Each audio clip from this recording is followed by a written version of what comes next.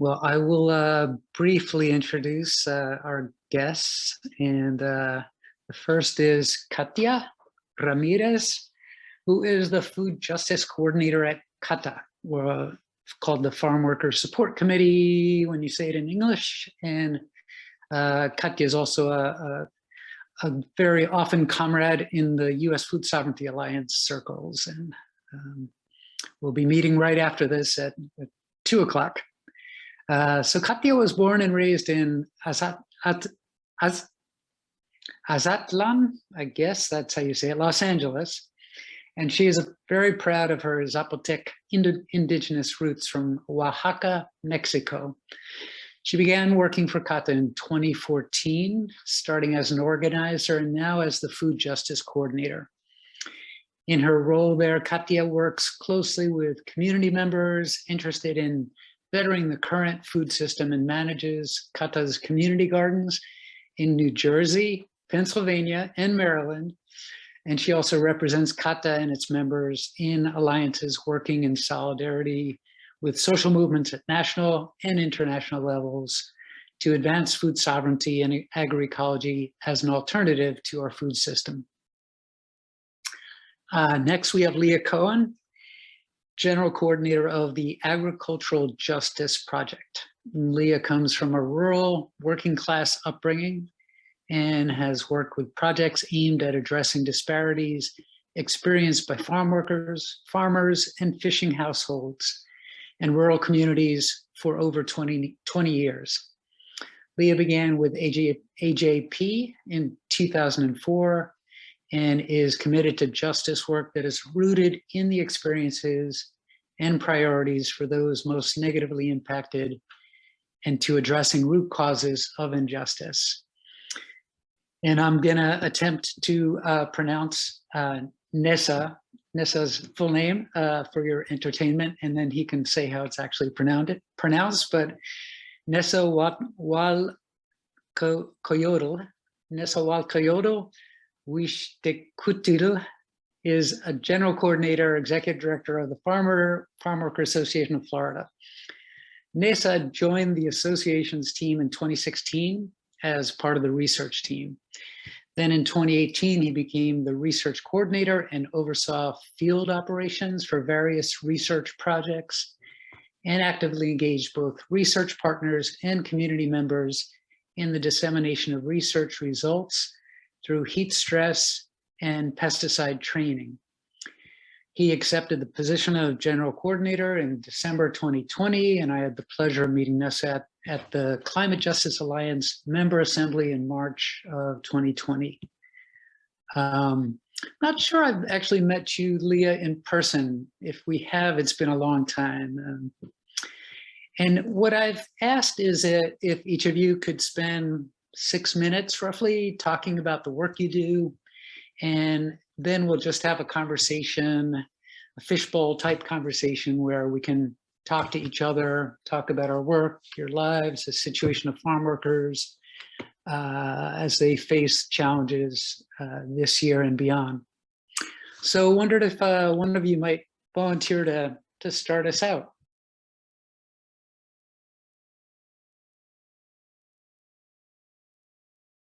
Hi, everyone.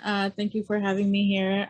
It's a pleasure to be here with you all and share a little bit of the work that I do at CATA. CATA is a Spanish acronym, Comité de Apoyo a los Trabajadores Agrícolas, and Andrew told us what it was in English, the Farmworker Support Committee. So I'm not sure how all of you, how familiar you might be with the organization. I do have some basic information that I want to share, and I also do have a couple of pictures that I want to show, just because I'm sure everyone is tired of Zoom and maybe you want to see some pictures of some of the work that we do here at CATA, given that you can't all travel here in New Jersey. So as Andrew mentioned, we are a farm worker grassroots-based organization in our headquarter office is in Southern New Jersey. We also work in Pennsylvania and Maryland. And just to show, sorry, there might be all over the place, but just to show a little map of where we're located. Our headquarter office is in Glassboro, New Jersey, which is part of Gloucester County. And we have another office in Bridgeton, New Jersey, where the Food Justice Program office is housed. But we also have another office in Kennettsburg, Pennsylvania, and Salisbury, Maryland. The industries of many of our members where they work at are agriculture, poultry industry, and the mushroom industry. So in Southern New Jersey, we get a lot of migrant workers where majority of the main crops they work in are peaches, apples, blueberries, a big one, tomatoes, and other like regular crops. Like I said, Salisbury is like poultry industry, and in Kennett Square, we have the mushroom capital of the world too. So a lot of our members work in the mushroom industry. Just a little bit of an overview of our work. We do a lot of capacity building and organizing in comparison to other like local organizations where they offer services. We do more of like capacity building and sort of organize workers to better their working conditions and their living conditions. A lot of the farm workers and the members, they're not just farm workers, but a lot of the members that we have are undocumented. So we do a lot of work around immigration rights, mostly organizing and advocacy. We don't do services.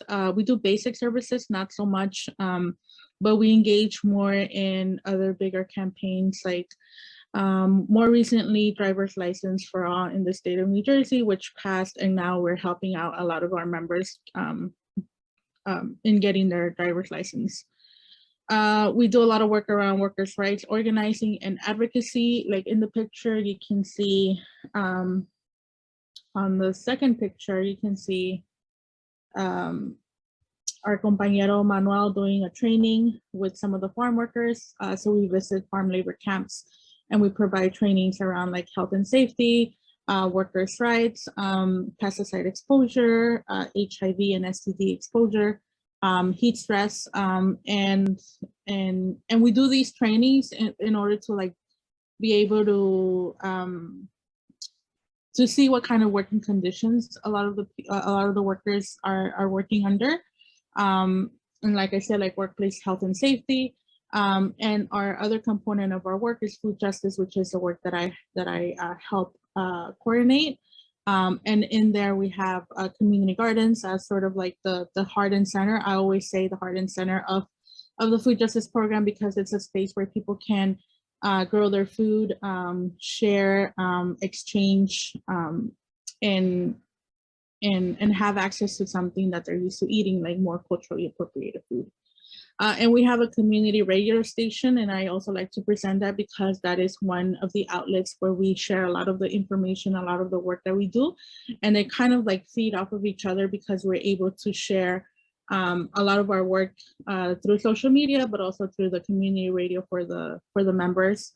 And we have volunteer DJs, and CATA has as an organization, we have a radio program every Tuesday. On Tuesdays, it changed over the last 2 years, but we share information about some of the work that we're doing at CATA. And just to share a little bit of information more about our food justice work in particular. Like I said, we have organic community gardens. So here are some pictures. One of the biggest crops that we plant are hot peppers, because a lot of our members are of Mexican descent or Latino descent. So we've had up to 12 different kinds of hot peppers in the garden. Our community garden, the one in Bridgeton, New Jersey, is our most active one, especially during the pandemic. And it is just 0.15 of an acre in size. We do also grow, we also have a component of herbal medicine. So you can see me holding like this crate of like all different herbs that we'd harvested, I think it was last year. And we've had like herbal medicine exchanges where people are able to share some recipes from home, because again, like the undocumented community doesn't have access to adequate healthcare. So like what are the alternatives that we can use, and what's something that they have access to. And I know I had like 5 minutes, so I'm just trying to like show some pictures here. In terms of agroecology, we try to incorporate some techniques that are more friendly to our Mother Earth. So we've installed like an irrigation system that was part of like a community member thesis that he was doing through the University of Mexico. So he's here and he was able to provide us with this irrigation system that you can see at the bottom. That's been really helpful because I live an hour away from the garden and our assistant lives about an hour away too, so we can't always be there. And so the plants really need to be watered regularly. This is a picture just of the garden and some like in full season. We started seed saving as of 2020. So a lot of our seeds a lot of the crops that we replant are from some seeds that we've saved in the past. And part of our agroecology work is incorporating culture. So like on the far, it's my right, probably the same for you, but you see it on the altar. So the Day of the Dead has been a recurring event that we do. We try to have activities for the children, for the youth, for the community. And we do like this small ceremony and talk about like the components of the altar, and a lot of the crops and the cempasúchil, which is the marigold, come from the garden. So a lot of the fresh produce that we put in the altar are coming from the garden as well. And then during the pandemic, as many organizations, we had like a huge shift in the work that we were doing because we were organizing with farm workers. A lot of them don't have like technical capacity, so we had to organize in any way possible. We did a lot of farm work outreach, distributed a lot of like resources in writing where people were able to find like resources. We started an Undocumented Solidarity Fund because the undocumented community was excluded from the stimulus. So we started this Undocumented Solidarity Fund where we were able to give out some financial support to some of the families that were affected by COVID. Our advocacy work continued and our community gardens work also grew. And just to show some numbers of the impact in 2021, more than 1,000 farm workers were reached, more than about 72 farm labor camps were visited. We fundraised over $20,000 through the New Jersey Solidarity Fund. Our organic produce decreased this year compared to 2020, but this past year, 2021, we started a youth program. So we're building like new activists. We started an internship program with high school students. And last year we had 9. This year, right now we have 4, and they have the internship has 2 components. Oh my God, who is, sorry. So yeah, so they have 2 components, a technical and like a learning component. So they get their hands on the garden, but they're also learning about like our food system. Like I said, we had 9 last year, we have 4 right now. We meet twice a week with them, and they're like able to learn from firsthand experiences of farm workers, and they're also engaging in the community garden. And these are just more pictures of children of some community members that also engage in the community garden. And this is our youth, our graduating youth from last year with their parents. We did like a graduation ceremony. They worked on a project throughout the year, so they were able to present some of the findings of their project. And right here, I just included like a stand of produce because we also started hosting a farmer's market once a week during the season. So from June to end of October, we host like a market day with some of the produce that we grow at the garden at low cost for the community.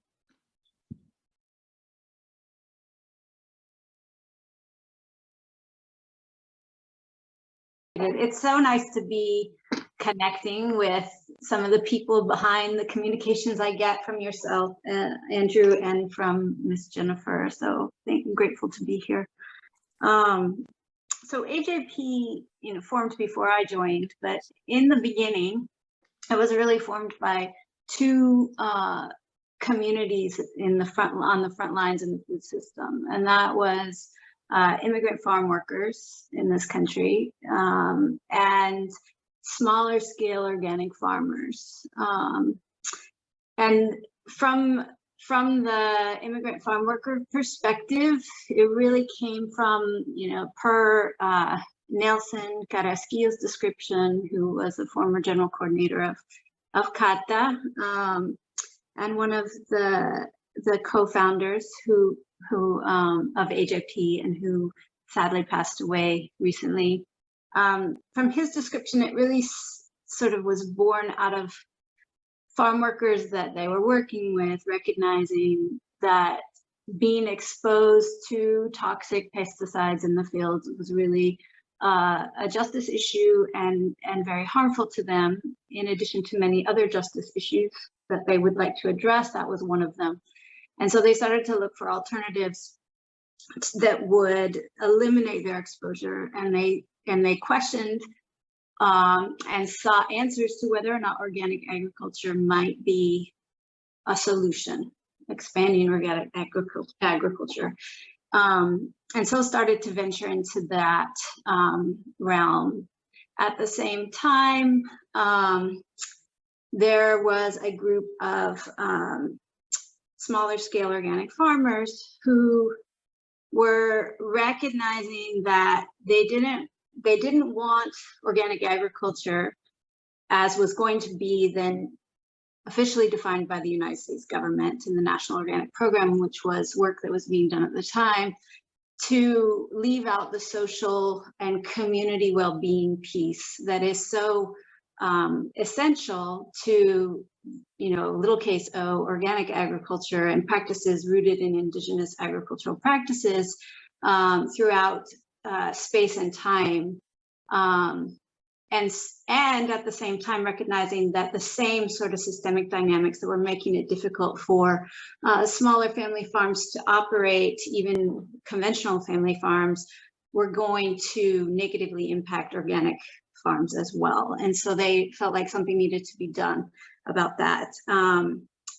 In those spaces, in those organic agricultural spaces, the two groups and the original co-founders came together and started having conversations.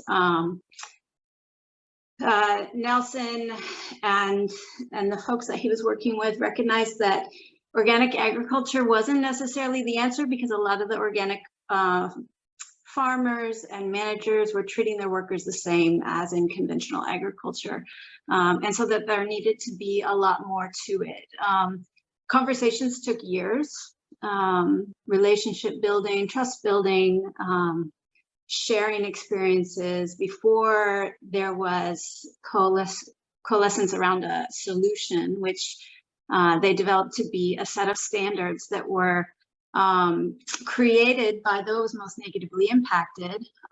So for example, on farms, it would be by those farm workers that would set the rules for a farm if they wanted to claim that they were being fair to workers. That's where food justice certification, which is our program, was born, with 4 years of forums with farm workers and smaller scale organic farmers across the country and across the world, developing the rules for what a claim like that in the marketplace would look like. And in addition, developing the verification program as well. At the same time, AJP was also sort of forming. It wasn't initially an entity. After the standards, the first set of standards were published, and the verification program was being piloted on the ground, AJP formed as an entity, and much of the stakeholder governance structures were put in place. And both CATA and Farmworker Association sit on our governance bodies. And so, the aim was to be as high bar as possible, as feasible. We work a lot in the realm of farmers, smaller scale farmers that want to improve their farm labor practices. Our standards over time, there were many other stakeholder groups that came to us and said, wait a sec, we're also experiencing harm from this system. And so our stakeholder categories expanded to farm apprentices and interns, to food chain workers, to small local independent retailers who were also being pushed out of the market. And then most recently, specifically designating BIPOC-led farms and in food insecure eaters. Both of those now are institutionalized in our governance structures. So now what we do is we still maintain the food justice certification program. And the worker organizations across the country that we partner with are the ones that go and inspect the farms and talk to the farm workers for the verification program annually. We also have spent a ton of time developing and investing in an extensive technical assistance program for family scale farms. We have tools and templates and trainings, and we do one-on-ones and assessments, and we created a curriculum and a process that's multi-year. These things take time, that we've now duplicated in a couple regions, that has been proven to be pretty successful now at getting farms to address labor issues and labor practices and policies on their farms. And so most recently, in our sort of second rendition of applying this in a region, a couple of months ago, we had 65 farms sign up for technical assistance in their labor practices and policies in 13 different states. And so that's better than we've done before with that in-depth analysis. We also recently created a fund called the Social Justice Fund. It's actually always been there, but we expanded it so that we were doing active fundraising, and it's basically designed to provide food justice certification for free for the farms that qualify. So small, independent family farms that are willing to get certified, to do the work, to pay living wages, to offer trainings, to provide decent housing, to give workers the right to organize, to meet all of those standards, recognizing that they're doing so with that extra cost and the cost of verifying that, despite the fact that the marketplace is not supporting that, right? That buyers who have more and more power are not valuing it, don't want that kind of empowerment in food system grassroots stakeholders. And so we also are dedicating a portion of that fund specifically for BIPOC-led farms, including immigrant worker-led farms. And we have an impact report on that fund that I can send around. I don't have any slides for you today, but that's a nice summary of the types of farms that our program is supporting.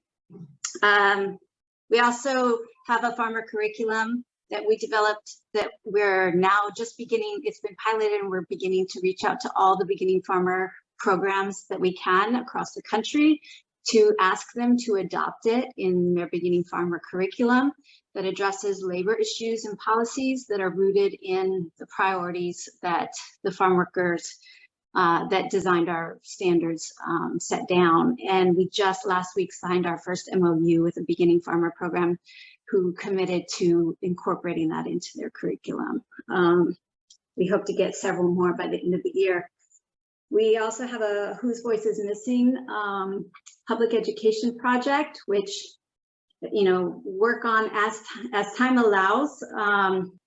But one of the last things that I want to talk about that we do is that we participate in coalitions and sort of sector specific areas in the food system and advocate for the priorities that the stakeholders, you know, that govern our program and set up the standards value and want to see, and to push for those voices to be present in those more narrowly defined sectors. One of the coalitions that I'm very active in is the Food Justice IUF Coalition here in the South. Neza is also someone who set some of the original demands of that coalition, really trying to pressure the University of Florida to do better. in their food system procurement, or food service procurement. And I want to close by just saying that, you know, our aim is really to work so that we don't need AJP and food justice certification. So we would like to get to a place where these values and the people who work along the food chain are respected in policy, in structure, in culture, and then there wouldn't be a need for the work that we're doing now. Thanks so much. Thank you, Leah. Yes, that's a great goal to have. Work yourself out of your efforts. Yeah, there's so much that you're doing. It's kind of amazing that such a small group is you know, with limited staff, are able to do as much as you do. So thank you for your tireless work. And yeah, without further ado, I will pass it along to Neza, who, as you mentioned, Leah, both CATA and Farmworkers Association of Florida are part of the leadership, one of the worker organizations that is part of AJP. Thanks, Neza.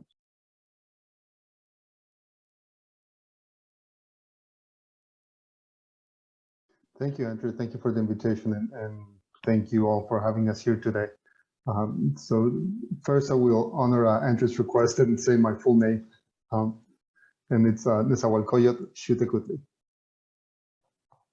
And you know, I understand that it's unusual, so Neza is fine. You know, that's what most of my friends call me anyway. So, and again, I'm happy to be here. So yeah, I'm the general coordinator of the Farmworker Association of Florida. We're a grassroots organization. I also didn't bring any slides, but I think I can be brief with this and not take up too much of your time. But so the Farmworker Association of Florida started in 1983 when a group of nuns came down to missionize among farm workers in Central Florida, and they saw the conditions that a lot of these farm workers were working under. And so they, rather than organize the workers, they gathered a few identified leaders and they took them with them to California to talk to a UFW representative and sort of receive some training on how to organize farm workers. So they came back and those leaders founded the association as the Farm Worker Association of Central Florida in 1983.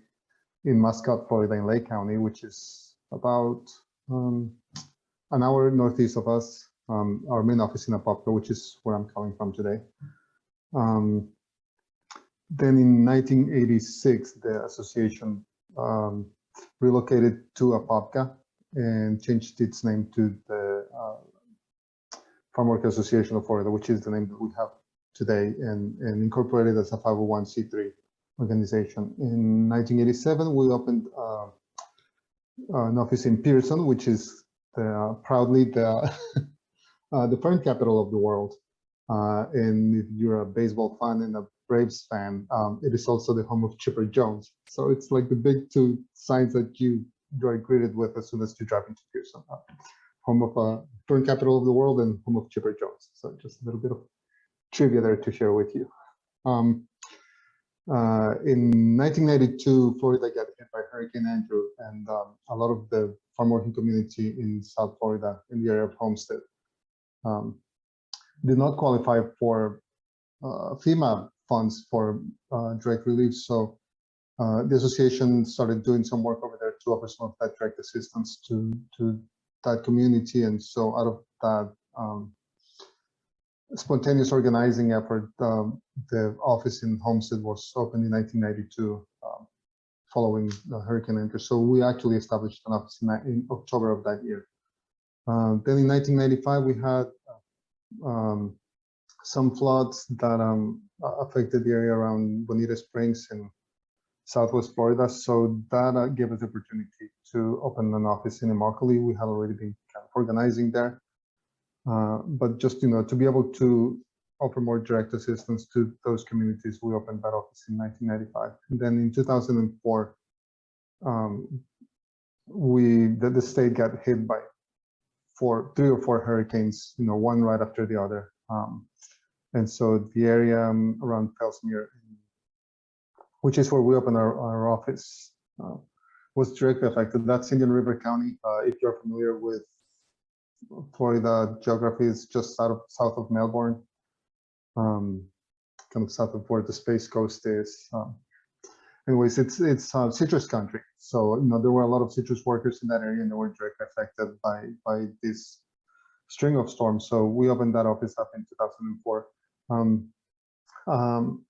I always like to start with a little bit of that history of how the organization opened the offices that it has now, because a lot of the work that we've done has been dictated by climate justice and how those frontline communities were directly affected by climate change. And we of course we offer some direct assistance in offering funds, securing and then offering some funds for people who do not qualify for FEMA relief. And so usually those funds go towards paying rent or utilities. But following Hurricane Andrew, we were part of a coalition of other farm worker organizations in South Florida that established a low-income housing complex for farm workers. So I think it's called the Glades. Sorry, no, not Glades. That's a detention center. The Everglades, the Everglades housing complex in Florida City. So we are very proud to have been part of that. And so some of the other work that we do revolves around civic engagement and leadership development. So we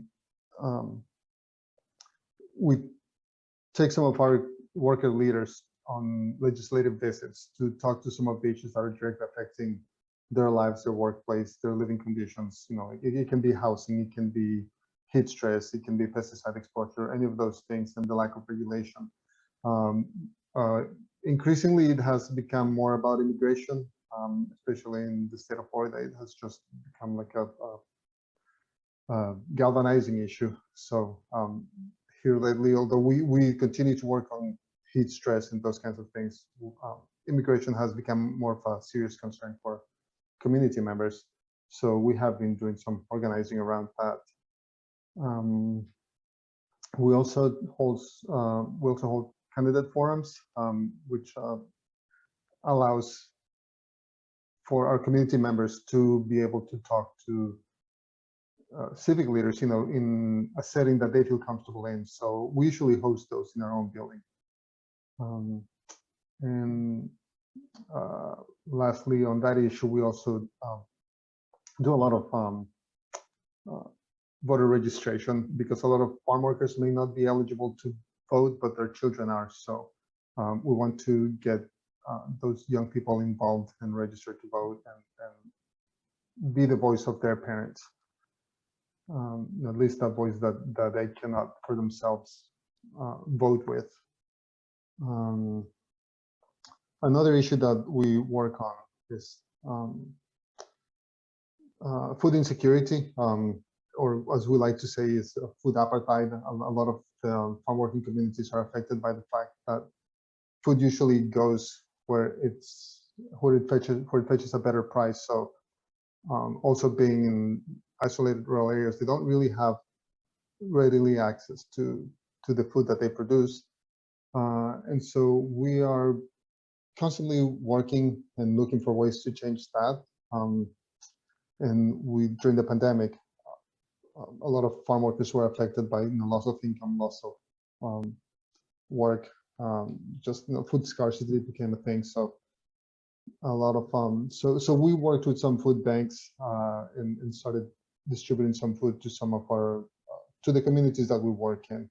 But of course, we also realized that is not a real solution. That one of the things that the ideal way would be for each community to be able to produce its own food, and so independently of the pandemic, it's something that we have been working on for years, is the issue of agroecology and food sovereignty. So we actually currently have 3 community gardens, one in our office here in Apopka, one in Fellsmere, and one in Pearson.